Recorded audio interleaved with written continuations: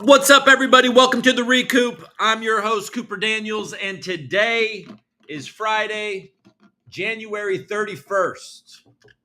Holy shit. We've already finished the month, folks. What's going on? Is everybody good? This is my first show this week. I see that I'm still able to stream to the @Coop_Daniels Twitter account, but don't be fooled. I am still hacked and locked out of my account.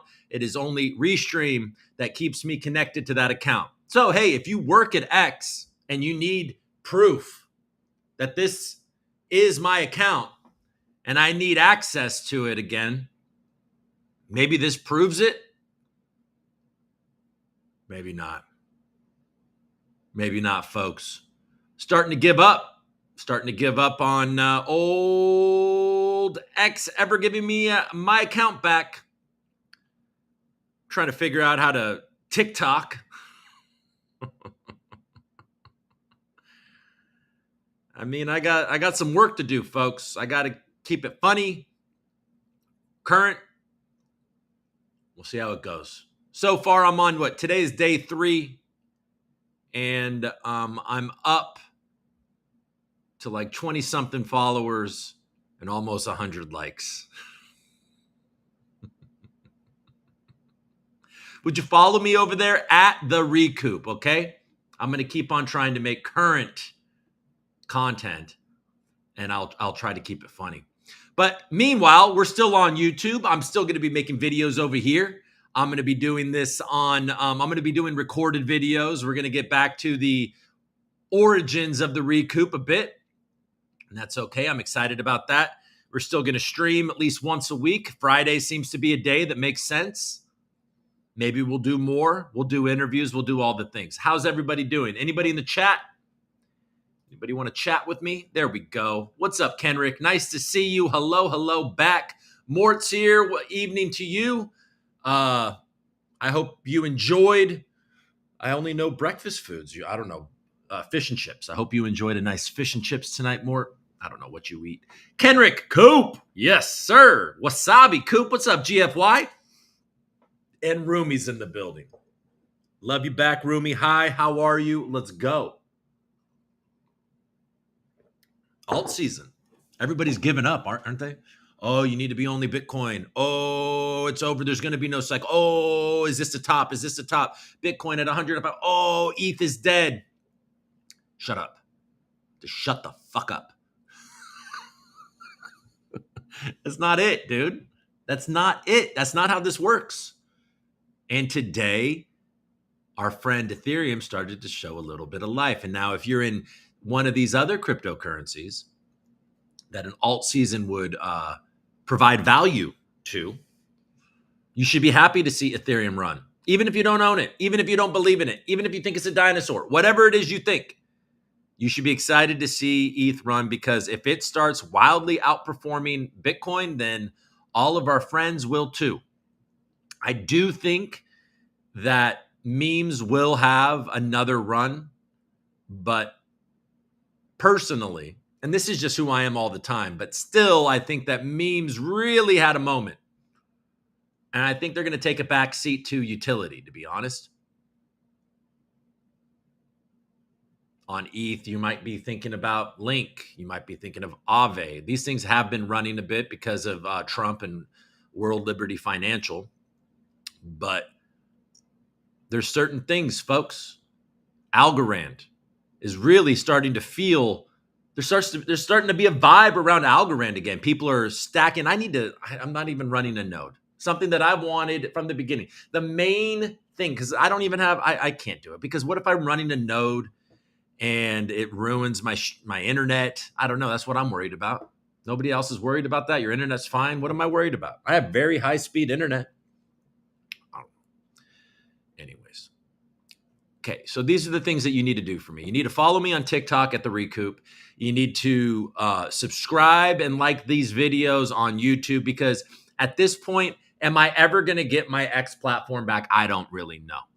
So I need your help in being active, because at any moment, the hacker can decide somehow to turn off my access to the X account. I don't think that they're there anymore. I think they realized after they launched their Coup coin on Solana and nobody gave a shit that there was no money to be made, so they moved on. So I doubt that they're going to sign back in and adjust the settings. But I could theoretically not be able to stream here anymore. So give me a sub on YouTube and set the alerts so you know when I'm here. You know what I mean? Yeah. Run a node, easy peasy, baby. It's just like that. That's what GFY says. I got a little stacking to do. We'll get there. All right. I did lose some algo in the bear market. Really, I sold a lot around 40 cents a long time ago. And that's proven to be wise. I have bought back on the way up. But I mean, that sell still looks okay. We're right about where I sold.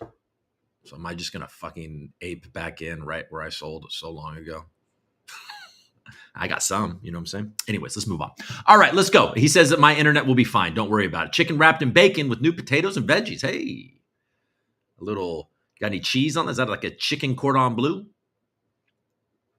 A little Swiss cheese, a little bacon, a little ham.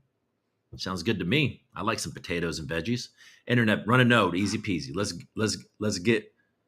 go. Hey, all right. Let's navigate the noise and let's see what's going on. I haven't really been looking at the news, other than I definitely noticed that ETH has gained some ground on Bitcoin, closing that gap. I think we have some tariff talk to do. So let's just go. Let's go do it. Let's do it on a Friday. Let me see. Yeah, like this new way I'm doing it is actually, I don't have to fumble around. Okay, so the NASDAQ is not hurt. Its feelings are not hurt. It's still in the green. The Dow is down almost 300 points. But like I said, tech is bouncing back from a weird week with that whole DeepSeek stuff. Was that even this week? Doesn't it feel like that was a long time ago? I think that was Monday. That little crash was Monday.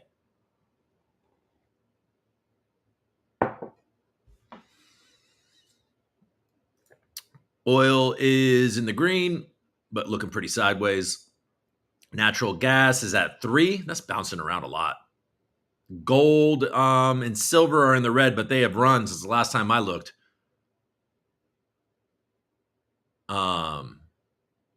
Google offers voluntary buyouts to hardware and platform teams.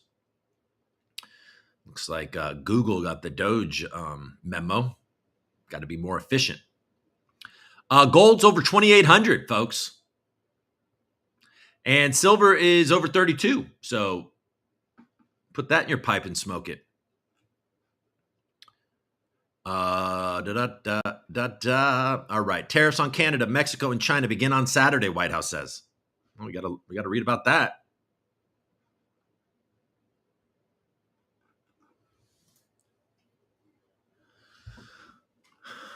White House Press Secretary Caroline Leavitt said Trump will be implementing 25% tariffs on Mexico and Canada, as well as 10% duty on China in retaliation for illegal fentanyl that they have sourced and allowed to distribute into our country.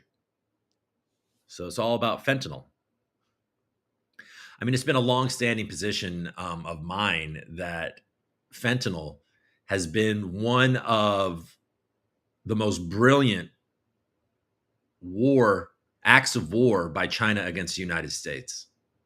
Because you can't really point at them and retaliate, but they're successfully killing multitudes of Americans. Well done, China. Poisoning My population. The White House provided few details on exactly how the levies will be meted out, saying that they will be available for public inspection at some point on Saturday. In an apparent ending of weeks of intense speculation, the White House confirmed Friday that Donald Trump will be leveling aggressive tariffs. So the Dow didn't like it. The S&P traded slightly lower, and the NASDAQ went a little higher.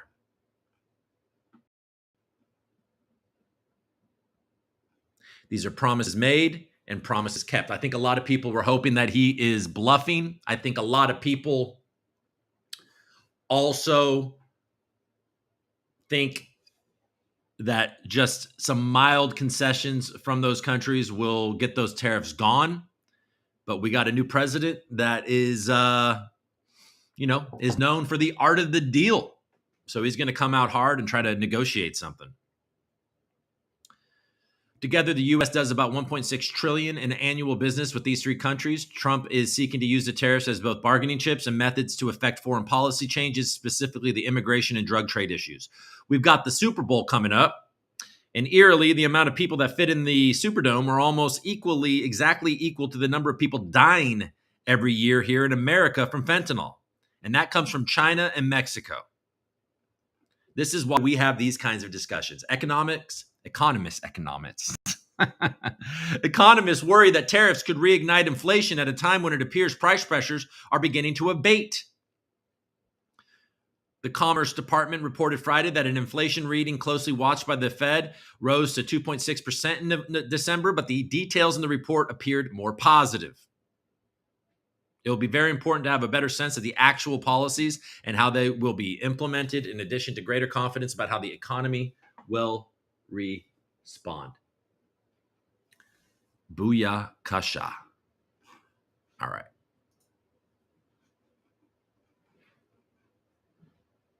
Palantir CEO says China's DeepSeek shows that the U.S. needs all-country effort in AI. Palantir is well known for providing tools to the military and only working with U.S. allies. Palantir CEO Alex Karp said that the rise of competing AI models such as China DeepSeek signals a need for the U.S. to speed development. Karp called the U.S. the single best tech scene in the world, but said competing tools like DeepSeek have woken up the tech world to the threats of second movers. Palantir shares have been on a tear, soaring more than 425% in the past year and outperforming all other members of the S&P 500.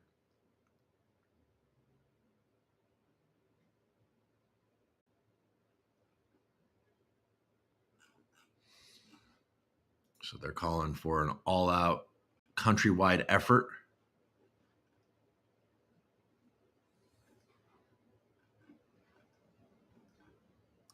Man, it is wild how we have decided to politicize accidental,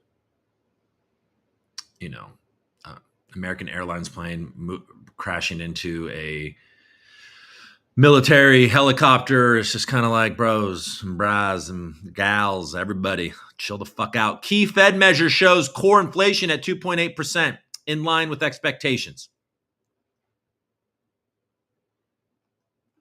NVIDIA got called to the principal's office. Will meet with Trump at the White House. All right. Let's just scroll Bloomberg real quick. We got access to that again. And then we'll live that dream. White House says China, Mexico, Canada tariffs to hit February 1st.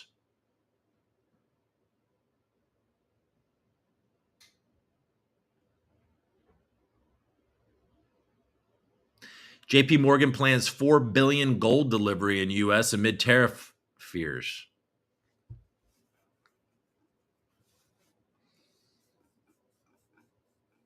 JP Morgan will deliver gold bullion valued at more than $4 billion against futures contracts in New York in February, at a time when surging prices and the threat of import tariffs are fueling a worldwide dash to ship metal to the U.S.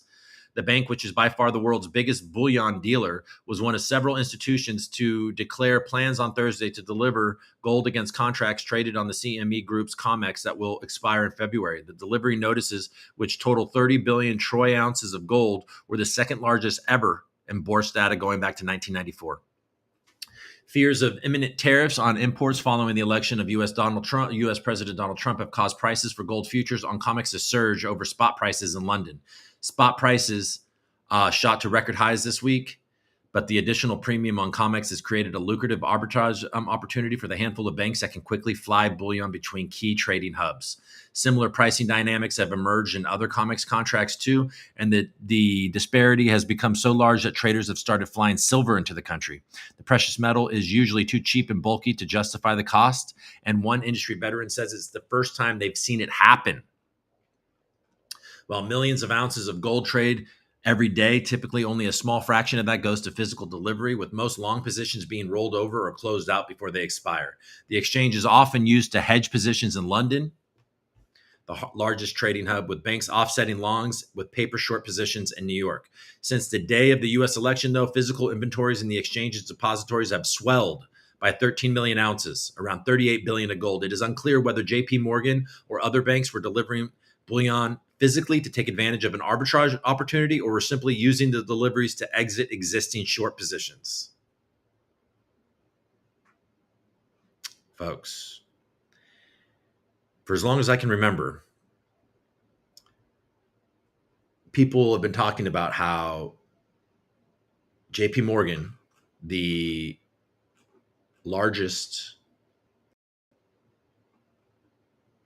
world's biggest bullion dealer, has been shorting and suppressing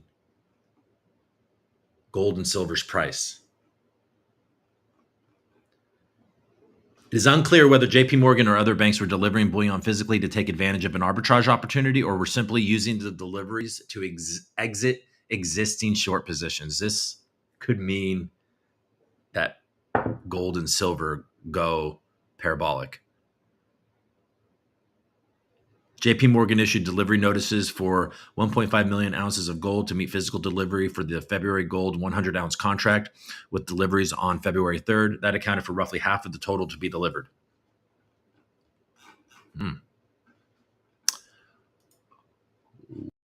Well.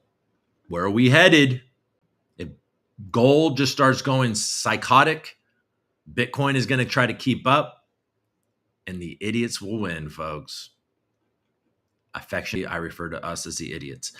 Us gold bugs and crypto heads. German frontrunner suffers blow with shock migration defeat.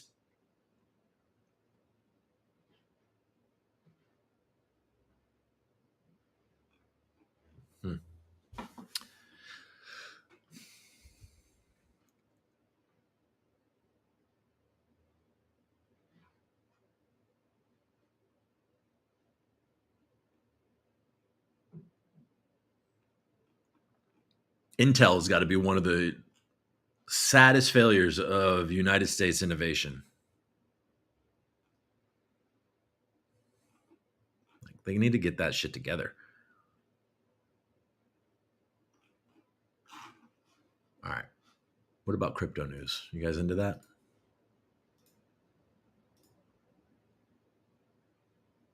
Oh, damn. ETH is moving, folks. It's over 3,300 now. Oh, I guess that's actually, okay, so we're getting back some of these gains. That was almost up to 3,400, wasn't it?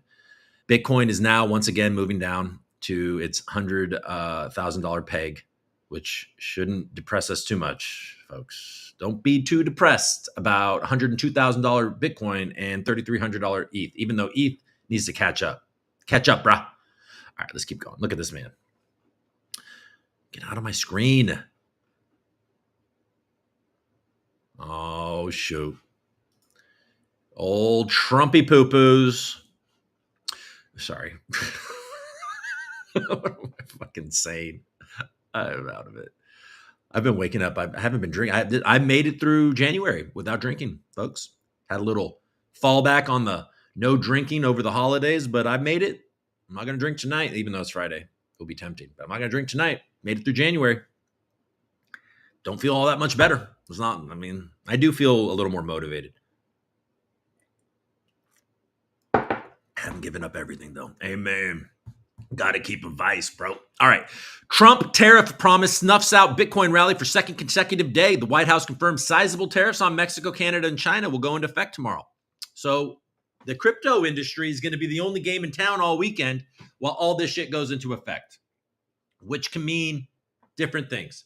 If Trump balks at this and actually changes his mind and doesn't do it because of some last minute change, we may see crypto really move upward.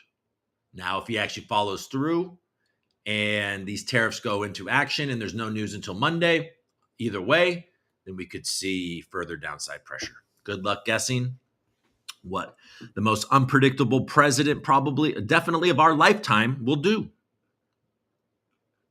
Could be being unpredictable is probably good for negotiations. It's deja vu all over again in crypto after a hopeful report on a tariff delay was refuted by the White House. To review, President Trump on Thursday promised to impose 25% on Mexico and Canada. We've already read this, so I'm not going to do that. But then brought a report from Reuters, suggesting the tariffs would be delayed until March 1st as a process was put in place to allow countries to seek exemptions for certain exports. The White House, though, called the report false, with Trump's press secretary, Caroline Leavitt, minutes ago telling reporters the tariffs, including a 10% levy on China, will go into effect on Saturday. Similar to Thursday, Bitcoin earlier had climbed above 106 and seemed set on a challenge of a new record above 109. But the tariff news, however, once again sent prices careening lower, with Bitcoin trading just below 103. There you go, Stephen. I read your words. Are you happy? XRP Ledger clawback goes live and boosts. I'm not reading that. Tether reports $13 billion profit for 2024, with rising Bitcoin gold prices contributing. Oh, yes. But Tether, if you go to Blue Sky, Tether is going to bring down Bitcoin. They are in 2017. Tether, 2019. Tether will be 2020. Tether will be the catalyst for the destruction. Even though they're making $13 billion in profit, with hundreds of millions of dollars worth of U.S. treasuries and lots of gold, Tether will bring it all down. Not right. Why do I keep doing that? Because I'm a fucking Looney Tune. All right, let's go to the block real quick. The block. Bitcoin and U.S. stocks gain as PCE inflation meets expectations. But now the tariffs.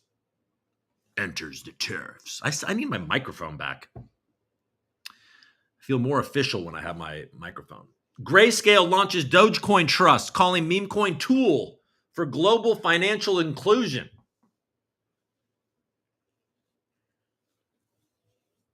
Oh my God. Well, look, we know for a fact, I mean, buying a Dogecoin dip is probably a wise thing to do. We know for a fact old Elon, after Visa, is going to incorporate Doge. Now, Grayscale is saying, yeah. No, this is a more inclusive one. This is like a competitor to Bitcoin. I mean, okay. It's definitely inflationary, which Bitcoin isn't. But it is proof of work. Very similar. Code's very similar.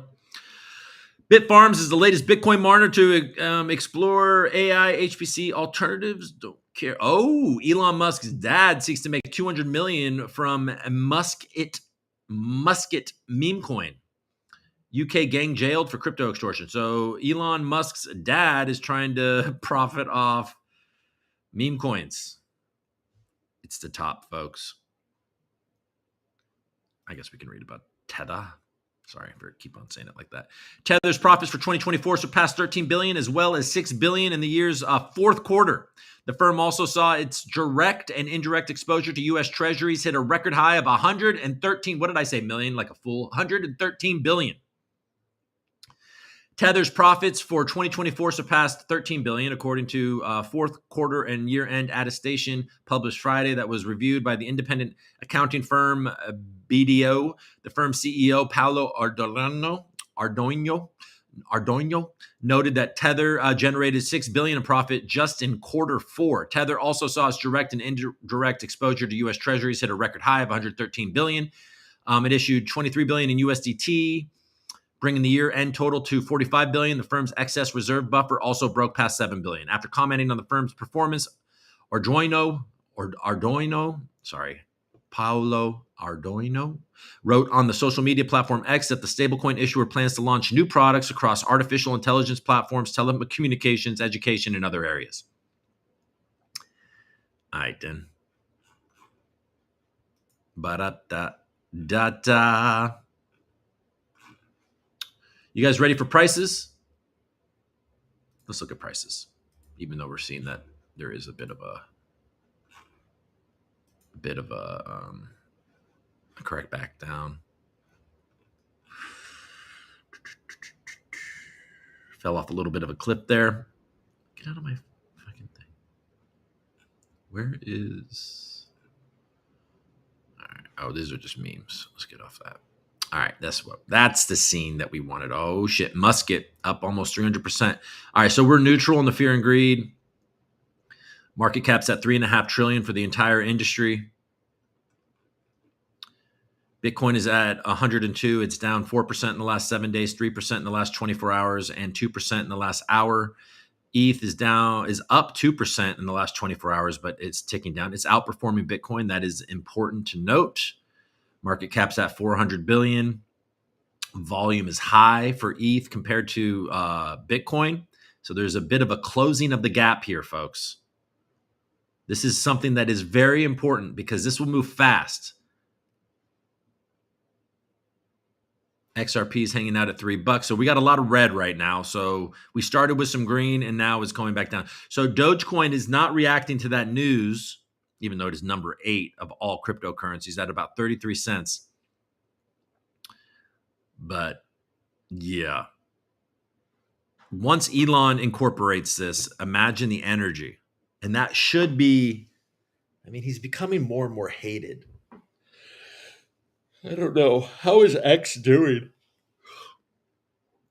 I don't know. But I think that will still be a huge retail onboarding event once that is incorporated into X and then the memes start flying. People are going to want to buy Doge again, I think. We'll see. Cardano is at 95 cents, still sub $1.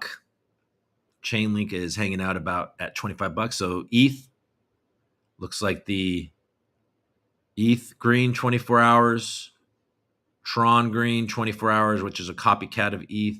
Chainlink on ETH up a couple percent. AVAX, EVM 1%. Hedera's at 30 cents. Polkadot 6.29. That's a competitor to ETH, but it's up in the last 24 hours. Obviously, the creator of Polkadot was also one of the founders of ETH. What else we got? Pepe Freedom. So memes are up a little. We'll check out memes. Oh, Trump. Trump is still in the top 30 at $25, but not performing for y'all. If you got in late, which I didn't see it much lower than, I think I saw it like at 18. So I think it went up pretty fast. I didn't track it very closely though. I can't do stuff like that. Algorand. You can build pooper on top of it. That doesn't look good. That's okay. It's at 38 cents. That's not so bad. It's down 6.5% from the last 7 days, 2% in the last 24 hours. I mean, we got an interesting 24 hours, folks. We're going to see if we actually implement these tariffs tomorrow. And if we do, we might see more blood. Just be another buying opportunity. You can keep on buying dips until the knife falls. I don't know. Hopefully it's not. Hopefully we really are at the beginning of alt season. The name of this video is alt season is loading, and now I'm dooming on CoinMarketCap. How does that feel? Stacks on stacks on stacks is a little bit green. Lido is up.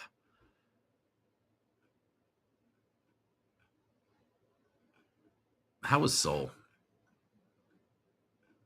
Yeah, Sol's doing okay. It's down. It's definitely red, but 230 is nothing to be too upset about. All right, let's just check the ETH BTC chart real quick. ETH BTC is up almost 5%. So this is actually the what you want to be looking at. That look at that. ETH BTC is showing. Look at this. This is a day. It's even up on the week. I think this is about to fly, folks.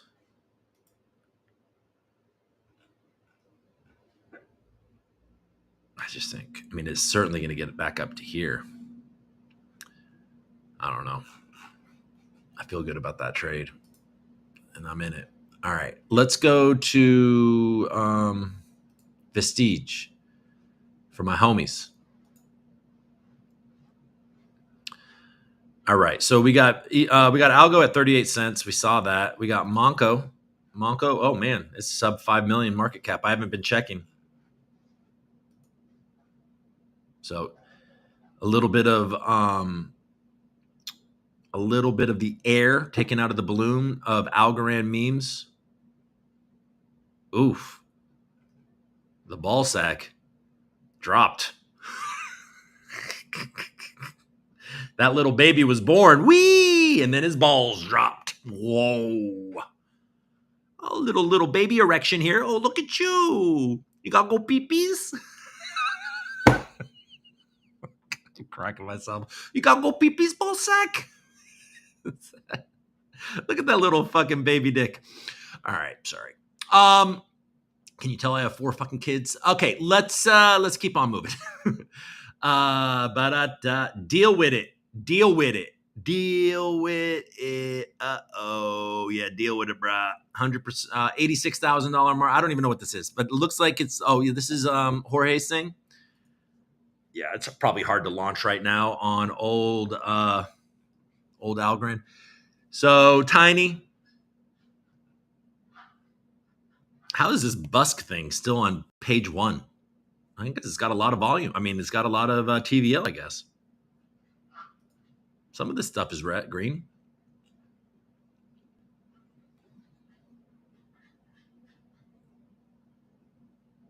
Coup coin is at 2.5 cents, holding strong.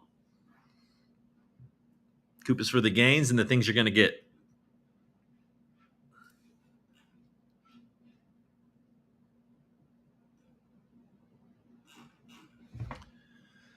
All right, what do you guys got? Anything at Wall Street Journal? I have that too. I got lots of new sites that we can look.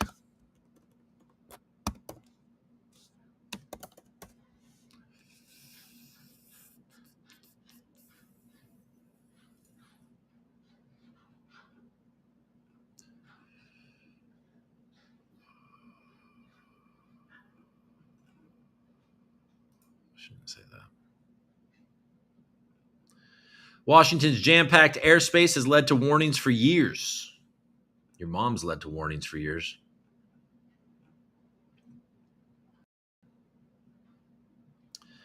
Black boxes, 41 bodies recovered, man. You know, my mom, she feels like it sometimes. My wife was a competitive figure skater. She went to the Junior Olympics. And pretty sad for that community.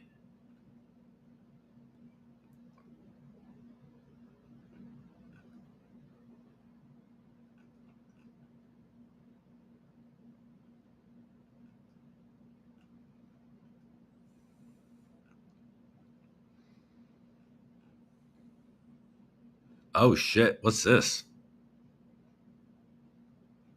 A little Epstein news on the Wall Street Journal. Former Barclays CEO relationship with Jeffrey Epstein ran deeper than disclosed. I toast your courage, Jess Staley wrote to Epstein the day he was released from jail. There he is. What did Jeffrey have on you, bruh? In the fall of 2016, Jeffrey Epstein emailed the daughter of one of Britain's most powerful financiers an intriguing question. Would Jess Staley, CEO of Barclays, like to be considered as U.S. Treasury Secretary?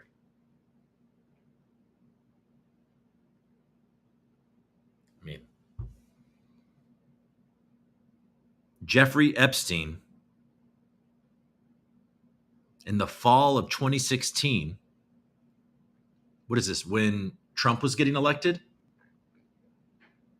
Or when Trump was elected, Epstein was reaching out to see if this Brit wanted to be the U.S. Treasury Secretary.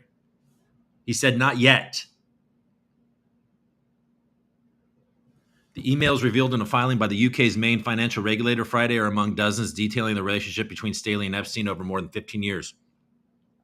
The Financial Conduct Authority, which banned Staley from holding powerful positions in UK finance in 2023, argued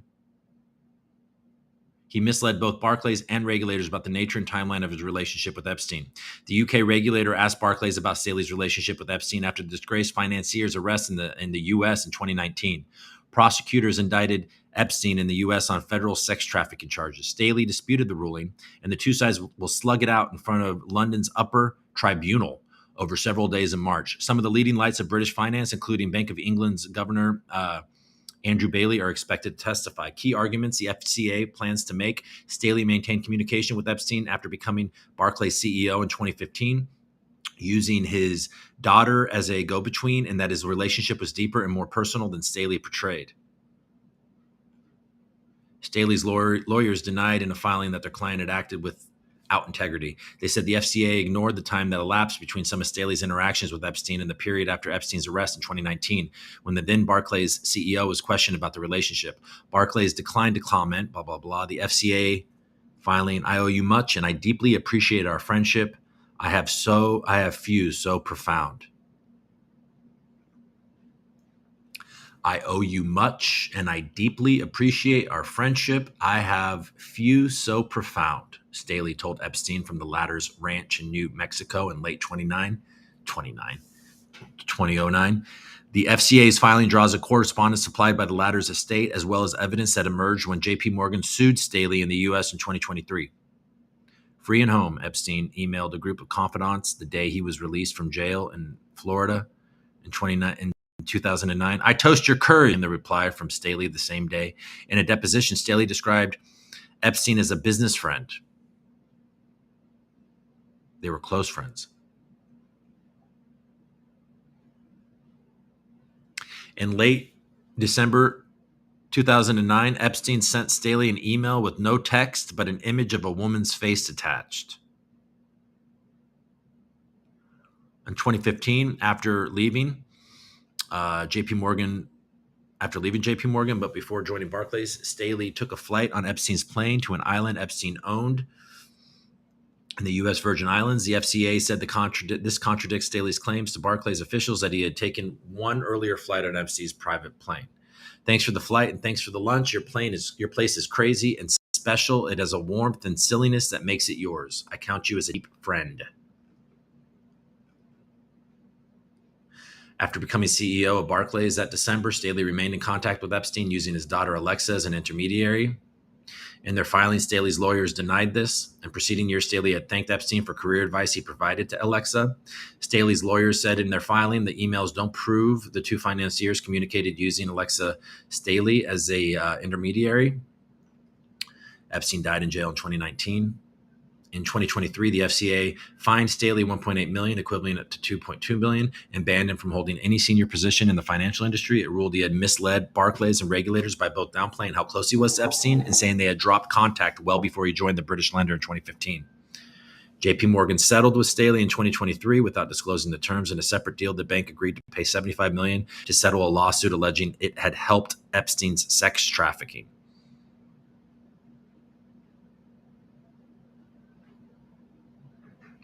JP Morgan isn't a party in the FCA hearing, but the bank has asked the judge presiding over the case for permission to respond if Staley makes claims about Epstein's relationship to other senior JP Morgan executives. These fucking creeps.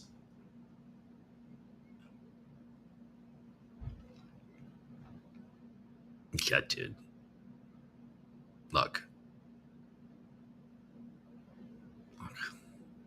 I don't even know what to say. Just, at this point, we all just believe what we want to believe. So what's the point? I guess we just move on. Ba-da-da, da-da. All right. Ba-da-ba-ba-ba-dee-ba-doop-boop. Elizabeth Warren exposes RFK Jr. I doubt it. Marco Rubio in America's first foreign policy. All right. I'm just really reading the news today, aren't I?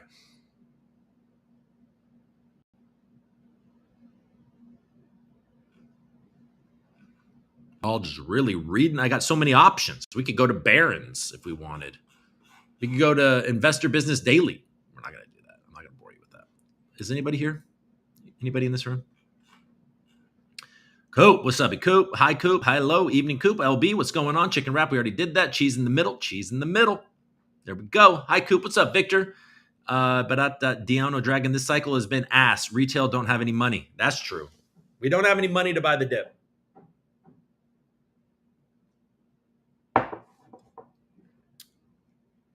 We're going to need the United States to print us out of this situation and give us a bunch of easy money. What's up, Jeffrey? Nice to see you, man. I have no shame shilling projects through CD. Cooper D. The X-bots are pushing Nazism now. Yeah, isn't that fun? Anybody else just chill about all this? I mean, not chill about Nazism, but just like not getting worked up. I went to look. I'm on this like weird exploratory mission through our culture right now. Obviously, I live in Los Angeles, which is becoming increasingly politically diverse, by the way. All of your ideas on what Los Angeles is are definitely crashing down a bit. Especially now that they feel betrayed by local politicians even more. The LA population was already feeling betrayed by just this increase of homelessness and this weird hall pass to theft up to $1,000. I mean, obviously California shot that down in the most recent election. So California isn't what you think it is. And by the way, I watched that damn fire aid thing. And I kind of like being one of the weirdos that lives in I kind of felt some pride in Los Angeles for the first time in a while. You know, good looking, just like the cool kids and the weirdos. I mean, I'm a fucking theater kid at heart. I'm an actor guy. It's like that's been my identity for so long. I haven't been doing it recently. I haven't tried really, other than some stupid videos that I do for all you. But I don't know. Look, for the most part, there's a lot. Let's just say there's a lot less pedophiles in Los Angeles than some of you on X seem to feel. I'm sure they exist. And we see that the billionaire class are fucking creeps. We saw that on the Wall Street Journal. That's the same that goes on in Hollywood as well. But it also happens at Mar-a-Lago. It happens everywhere. JP Morgan, at Barclays. There's a bunch of creeps. When you get to the billionaire 9-figure land, 10-figure land. But I watched basically that entire Fire Aid concert. Now, I preferred the Forum. I can't listen to some of this music, man. Like Little Baby, what is this? I mean, I can hear the lyrics, and I think the lyrics are actually kind of cool, but the auto-tune is so it's just like, what is going on? I'd rather listen to, but you know who I didn't appreciate. Now I'm just going off on a fucking tangent. I don't even know what the fuck I'm talking about. But I'll tell you who is what I pulled from those concerts, other than it's hard to feel bad. You can feel bad for the people in Altadena, but it is difficult to feel bad for some of the people. They really had to pull out some unique cases out of the Palisades, because everybody can just rebuild and they can wait. They can get a new home, and they're just going to drive prices up a little bit further as they need to wait out the recovery of their area. Not that anybody losing their home, doesn't matter how many billions of dollars, that is a ton of your life and your memories burnt to the ground. I have empathy for anybody that loses that. I'm not saying I don't, but I'm just saying it's probably a little easier for people to feel empathy towards Los Angeles when they hear the stories from Altadena rather than the Pacific Palisades. It was pretty funny almost funny. It was almost ironic. What was it? To see Samuel L. Jackson introduce his neighbor who also lost his house, Rod Stewart. So that's the kind of that's the kind of dynamic you got in the Pacific Palisades, is that Samuel L. Jackson's house burnt down and his neighbor's house burnt down, who happens to be Rod Stewart, who I'm a fan of Rod Stewart, but who I didn't have enough appreciation for, and who is aging probably more gracefully than the guy that wants to live forever, is fucking Sting. What a damn badass that dude is. Are you kidding me? How old is he? How old is Sting? I mean, he looks amazing. He looks exactly the same. He's looked the same for, I don't know. I mean, every time I've ever looked at him, he looked like that. He is thin. He sounds great. Like, what the fuck is that guy doing? Whatever that guy is doing, we need to be doing. How old is Sting? Yeah, dude. That man is 73? Are you kidding me? Sting is a G for sure.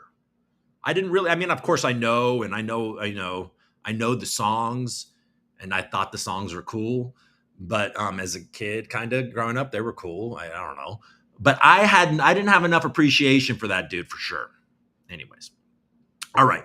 Xbots are pushing Nazism, if that tells you anything. Yo, Coop, you the man. Hell yeah, Monkcoin, nice to see you. And Jack Snow, GM back, man. Hey, anyways, if you take anything from this video, if you're still watching, is that I think Sting is a gangster. And then he came out, and didn't he sing? Who did he sing with at the end? Stevie Wonder, who also sounds fantastic. Yeah. Sting, he's from Newcastle, proper Geordie jeans. I mean, for real. Love you back, Dale. Yeah, dude. Like, I was watching that last night being like, this man is in way better shape than I am, looks fantastic, and sounds fantastic. And he's just now, I'm looking, and he is 73 years old. Hell yeah. Sting. And Rod Stewart. I mean, Rod Stewart didn't quite, who looked terrible, who I'm a huge fan of. And he did not look good. He did not sound good. Is Chris Robinson from the Black Crowes. Oof, man. It didn't look good, man. Hey, man. Hey, Chris, man. I don't know what you're doing, bro. I know you got back together with your brothers and shit, but whatever it is you hitting, you need to quit. It looked like, I don't know if it's booze or if it's blow or what it is, or just age. But he didn't sound as good. And then another guy who I like a lot, who's just not sounding good anymore, dude, is Anthony Kiedis. I mean, I get it. Live is difficult, but look, Billie Eilish sounded good. Sting sounded good. Lady Gaga sounded good. Anthony Kiedis did not sound good. And he kind of could still sing Under the Bridge.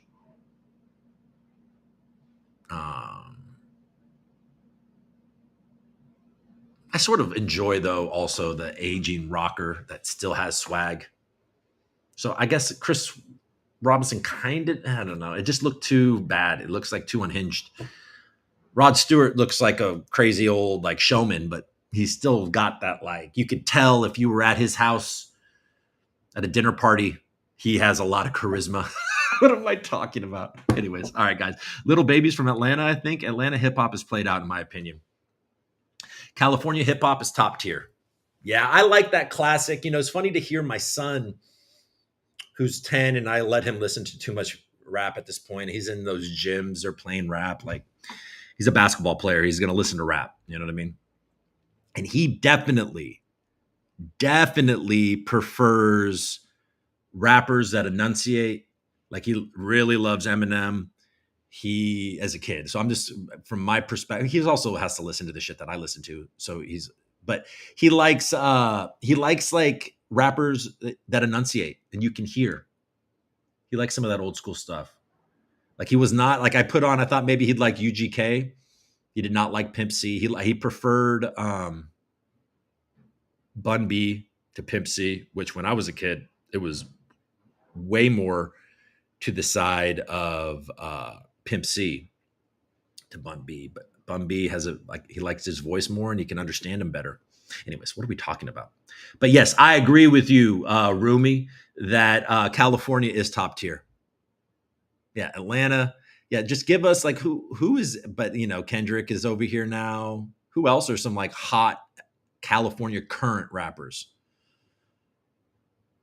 You know who else? I didn't really know who he was, but apparently it's like very native Los Angeles, and everybody in Los Angeles knows. And I wasn't huge in punk. Like when I was a younger dude, I was more of a hip hop guy. I enjoyed I could get down to some like Blink 182 and Green Day and stuff like that growing up, but it wasn't really my jam. So I didn't know. I think his name is Das, um, native LA. Apparently, that's what somebody told me. Is like, oh, well, everybody that grew up in LA knows who Das is, and I think he's married to Mandy Moore, which um, is unimportant, but another piece of information people gave me. He was good. I liked him too. I thought that LA song was cool.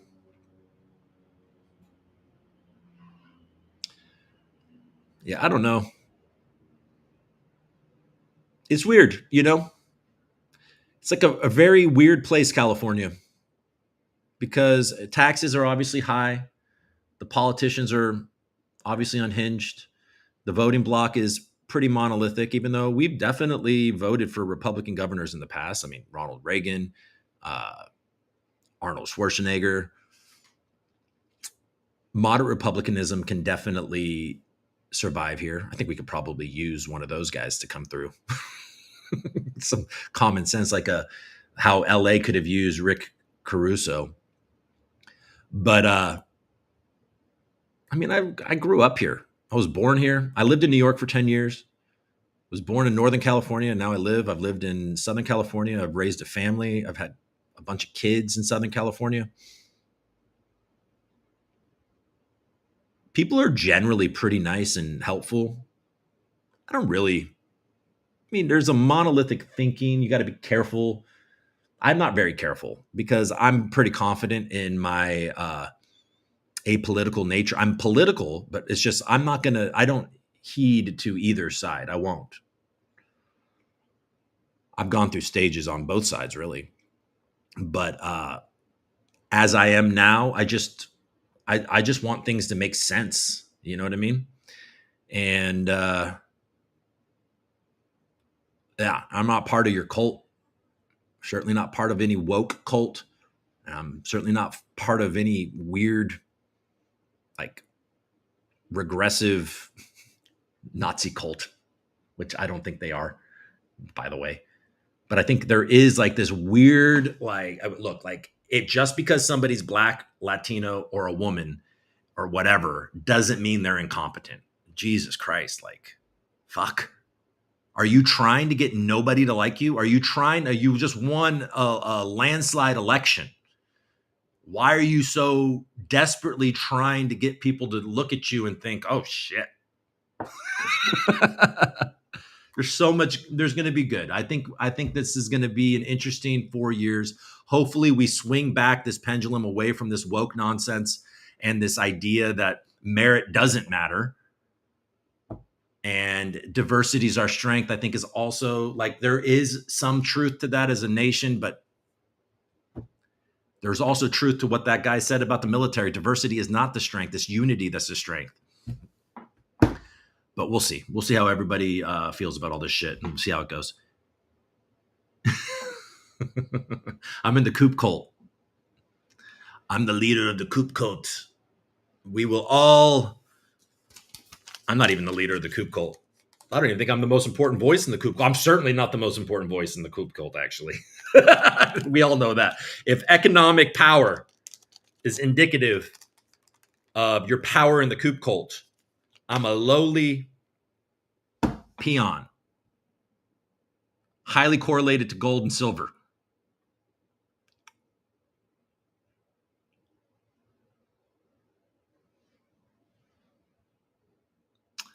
Dale wants to know, what's your plan with the bull, Coop? Like selling?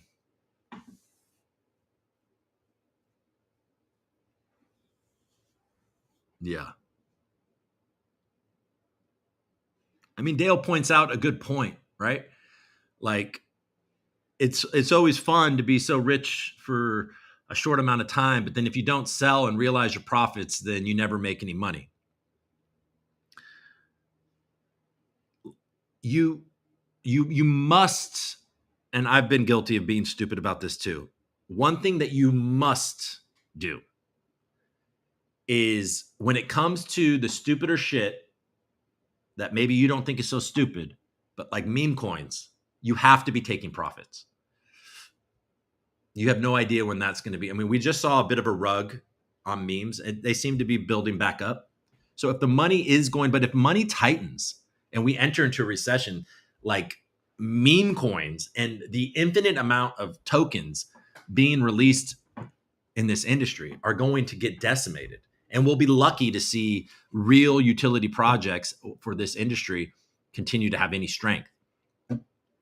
So those will be the first things to get hit if there's going to be a serious correction in the stock market. I mean, a lot of very smart people think that the stock market is way overextended and tech is way overvalued. A lot of people believe that.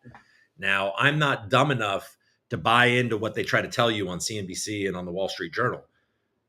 So this can all flip on its head. And we do have a very kind of unpredictable president in the United States. And the United States is obviously still the most powerful economy in the world. So, a lot can happen. But so to answer your question, Dale, I have a hard time figuring out when I want to sell Bitcoin, because it does still, to me, feel like the beginning. Also, my ETH holdings, like, it's been underperforming like crazy. I still feel like there's a major run to here. I think we are actually at the beginning of an alt season. I don't know that it's going to look like it always has. It used to be where all you needed to do during an alt season is hold any of it, and then it's all going to kind of proportionately run up, and there's gains to be had everywhere. I don't think that that's the case. There's way too many tokens now. I think that is going to happen for certain things. I think algo is included in that. I think that XRP is obviously included in that. Things like Chainlink and Aave are being used a lot. So there's a lot of stuff that will go up. I think the blue chip memes will also survive. But yeah, selling, I don't know, man. When are you going to sell? It's probably too early, or it's too late. You're never going to get it right. So if you're in profit and you sell, don't be mad when it goes up further, because you made money. If you didn't sell the top and it corrected back down and then you sell, but it's still in profit, you got to be happy. You made some money. You're not going to time this shit perfectly. And then if you're thinking, oh, it's running now, I can't wait for this to crash and buy the dip. When it really crashes, you probably won't buy, because it's going to be too fearful. And you're going to be like, oh, this is further down. And then it's going to bounce back up. And you're going to be like, I'm a fucking idiot. Timing the market is one thing I've learned, is that timing this shit is impossible, especially as an idiot. If you're just an idiot listening to other people, then you're not going to time the market right. So when you feel in your heart high conviction for something, even if it's up a little bit, it's probably okay to buy. If you feel in your heart that you've made enough money on something and you don't want to lose that profit, then sell it and get that profit. And then when it keeps on going up and the story changes, don't be afraid. I made a huge mistake. I sold a bunch of Apple a long time ago. And I made the classic mistake of selling it, obviously at a great profit. I mean, there's no time. If you held Apple for any certain amount of time over the many years, you definitely realized great profit. But then Apple kept on going up, and the narrative changed that I was worried about, and I just didn't buy back in. And it was a ridiculous thing to do, because I had this, like, I sold it, I needed to be right type of thing. I mean, I bought other stuff and I'm doing great, but it's just playing that the way I played Apple was terrible. So I guess my point is, let's say you decide to take profit on Bitcoin right now, and you bought it all at $25,000 and you sold it at $105,000 because you fucking are worried about whatever you're worried about. And then in 2 days, Bitcoin breaks all-time high and goes up to 115, corrects back down to 109. I mean, it's not good trading, but you might want to start entering again because you saw some sort of trend break that you were no longer worried about. So it's just like there's no steadfast rules. But it feels too early. I've been following the Pi Cycle top indicator as a quick guide. Meme coins are ruining crypto, actually. Super dilution has arrived. Jeff, I tend to agree with you. I think that there's a serious bull market loading in crypto, and it will be led by ETH. And things like Solana will do fine. XRP is going to do fine. And there's going to be some outliers. Hopefully, Algorand will be in that outlier compartment. Obviously, HBAR has got a lot of vibes, being US based as well. And I think, worryingly, the native crypto people, not the bankers, because the bankers are smart enough, the people that have been here,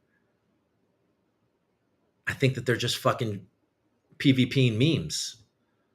And they're sidelined.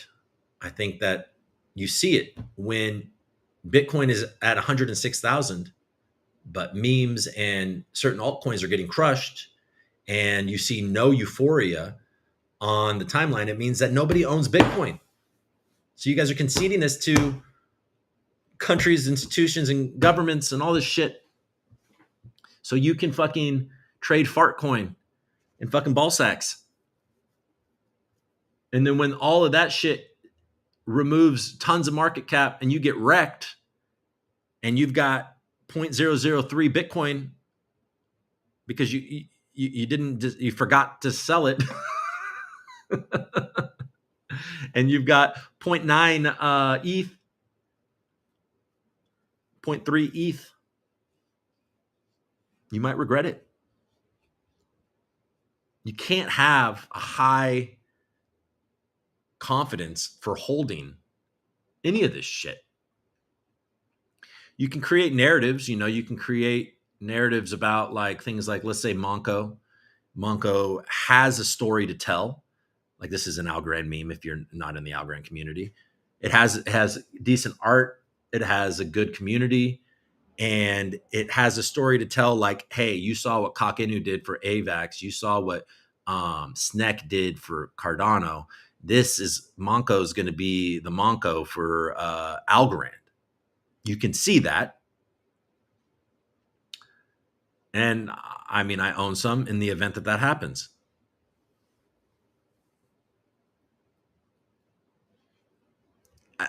When it comes to the memes, and if you're going to hold these community coins, you've got to check out the community and what they're trying to do. For example, Coup coin. Obviously, I'm partial to Coup coin. It's, I created it on accident, and a community surrounded it, created a rewards vault, a DAO, deepened liquidity, created partnerships, and certain things have come out offshooting from it. So these are the types of communities that you want to be part of for the long term. Every new bullshit that is the 15th token from an anonymous creator or an opaque creator, what are you doing? You're just hoping that other people will be excited about this longer than you will. So that's that. All right, folks. Hey, thanks for tuning in. I appreciate you. I'm going on super long. I just heard that I just looked and it's over an hour. So we're doing too much. Jason says, Coup is the meme coin of algo. Do you plan on doing anything with your Coup V1 NFTs? I sent you some Coup recently for Christmas. I don't know yes. Why not? Coup V1, Coup's V1, RWA, Panda, and eventually Bronze. There's a whole plan for that. I'm going to, I guess, let this meme algo supercycle kind of run its course, and then I'll get back to building and trying to do something real. It was a happy little accident. Yes, it was, Smokey McPots. All right, bye. Bye, Dale. Thanks for tuning in, guys. I'll see you next week. Follow me on TikTok at the ReCoop. Follow me on Twitter at the ReCoop. Follow me on YouTube at the ReCoop. And then on X, I'm streaming this to at Coop_Daniels. You could follow me at Copperdernals, COPPERDERNALS on Twitter. I'm not going to verify that account. I'm not giving them more money. I've verified 2 accounts and I can't get any X support, so I'm not going to do that. I'm not going to spend another $100 for them to suspend my account. Like, it's crazy. I get my account hacked. There's nobody there to help me. I build up another account, buy premium, and then they suspend me for impersonating my hacked account, and nobody can help me. Fuck that. Like, what is going on? So no, I will not be spending $100 to verify Copperdernals. But if you'd like to follow along, I will tweet from that account, and I'll tell you what's going on with the whole Cooperverse over there. And that Smokey McPot says it. Like, subscribe, and turn on notifications. So if you're on X watching this, sure, like it, comment on X. But if you're willing, if you have love in your heart, make your way to YouTube, subscribe to the channel, like the videos, and comment over there. And then if your heart is full of love, but is also glowing in a beautiful, warm yellow light, head over to TikTok at the ReCoop and follow me there and like some of those posts that are not generating